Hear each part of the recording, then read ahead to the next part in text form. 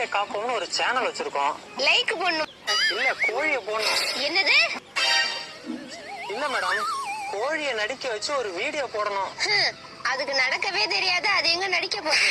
ஆமா, இவன் நடிச்சா அமெரிக்க நாட்டு அதிபரே வந்து அவார்டு கொடுப்பாங்க. மேடம் நடிக்கிறதுனா அப்படி இல்ல. உங்க கோழி ரோட்டு மேல மேய்ஞ்சிட்டு இருக்கோம். ரோட்டு மேல போயிட்டு இருக்க ஒரு வண்டி கோழி மேல ஏத்திட்டு போயிடும். ஏண்டா தாண்டா விளக்கு, நடிக்கிறேன்னு சொல்லிட்டு வண்டியை ஏத்தி அடிக்க பாக்கறியா? யோ மட்டனாயா நீ? கோழி மட்டும் ஒரு உயிர் இல்லையா? ஓனரமா போய் தப்பா நினைச்சிட்டேன். கோழியோட ஒரு ரக்க போனாலும் என் மனசு துக்கமாயிடுயா. நம்ம மேல இவ்வளவு பாசம் வச்சிருக்காளா?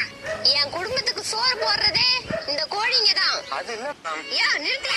கோழிய பத்தினே தெரியும் உனக்கு? போது ஓனரமா, உன் நல்ல மனசை நாங்க புரிஞ்சுக்கிட்டோம். இதெல்லாம் கோழிங்க இல்லையா, என் பிள்ளைங்க. அம்மா நீங்க எத்தனாளா? மேடம் கோழி உண்மையாவே அடிச்சு கொள்ள மாட்டோம். அடிக்கிற மாதிரி நடிக்க சொல்லுவோம், அவ்வளவுதான். நீ உண்மையாதான் அடிச்சு பாரு, அப்புறம் தெரியும் உனக்கு. மேடம் உங்க கோழி சும்மாலாம் நடிக்க வேண்டாம்.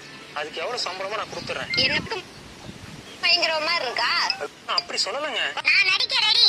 அதெல்லாம் வேணாம்பா, கஷ்டமா இருக்கும். கஷ்டப்பட்டாலும் பரவாயில்லம்மா, உங்களுக்கு காசு வருதுல்ல, அது போதும் எங்களுக்கு. இல்லப்பா, அவன் கொடுக்கற 500 ரூபாய்க்கு சொல்றேன்ப்பா. சரிங்க மேடம், ஷூட்டிங் ஆரம்பிக்கலாமா? சரிங்க மேடம், வீடியோ கோழி சம்பளத்தை உங்க அக்கௌண்ட்டுக்கு போடுறேன், பாத்துக்கோங்க. ஐயா உன் அன்புக்கு முன்னாடி 5000 கம்மிமா. சார், மேடம் நாளைக்கும் வருவீங்களா? எதுக்கு மேடம்? வீடியோ எடுக்கதான். ஒரே வீடியோவை எத்தனை தடவை மேடம் இருக்கிறது?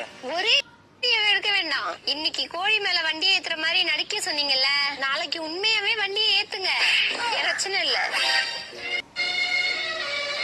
என்ன மேடம் சொல்றீங்க? கோழி தானே உங்களுக்கு சோறு போடுது. எவன் சொன்னா? அதுக்கு சோறு போடுறதே நான் தான். கோழி உங்க பிள்ளை மேடம், அதை எப்படி கொள்றது? ஐயோ, ஒரு 500 ரூபா கூட போகாது. நீ 5000 ரூபாய் தர, டெய்லியும் ஒரு கோழி மேல வண்டியை ஏத்தி கொண்டுக்க. எனக்கு 5000 ரூபாய் வந்தா போதும். சரிங்க மேடம், யோசிச்சு சொல்றேன்.